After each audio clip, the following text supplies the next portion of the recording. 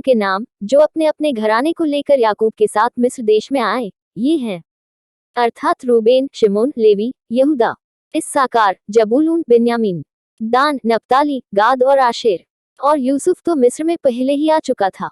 याकूब के निज वंश में जो उत्पन्न हुए वे सब 70 प्राणी थे, और यूसुफ और उसके सब भाई और उस पीढ़ी के सब लोग मर मिटे। और इस्राएल की संतान फूलने फुलने लगी, और वे अत्यंत सामर्थी बनते चले गए, और इतना बढ़ गए कि कुल देश उनसे भर गया। मिस्र में एक नया राजा गद्दी पर बैठा जो यूसुफ को नहीं जानता था, और उसने अपनी प्रजा से कहा, देखो, इजरायली हमसे गिनती और सामर्थ्य में अधिक बढ़ गए हैं,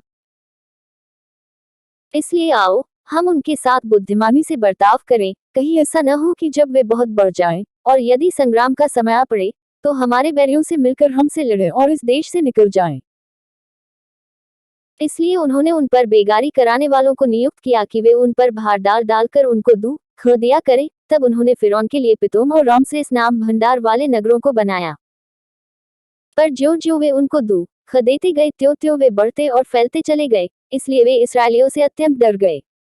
तो भी मिस्रियों ने इसराइलियों से कठोरता के साथ सेवकाई करवाई, और उनके जीवन को गारे, ईंट और खेती के भांति भांति के काम की कठिन सेवा से दुखी कर डाला। जिस किसी काम में वे उनसे सेवा करवाते थे उसमें वे कठोरता का व्यवहार करते थे। शिप्रा और पुआ नाम 2 इब्री भाइयों को मिस्र के राजा ने आज्ञा दी कि जब तुम इब्री स्त्रियों को बच्चा उत्पन्न होने के समय जिन्ने के पत्थरों पर बैठी देखो, तब यदि बेटा हो तो उसे मार डालना, और बेटी हो तो जीवित रहने देना। परंतु वे धाया परमेश्वर का भय मानती थी, इसलिए मिस्र के राजा की आज्ञा न मानकर लड़कों को भी जीवित छोड़ देती थी।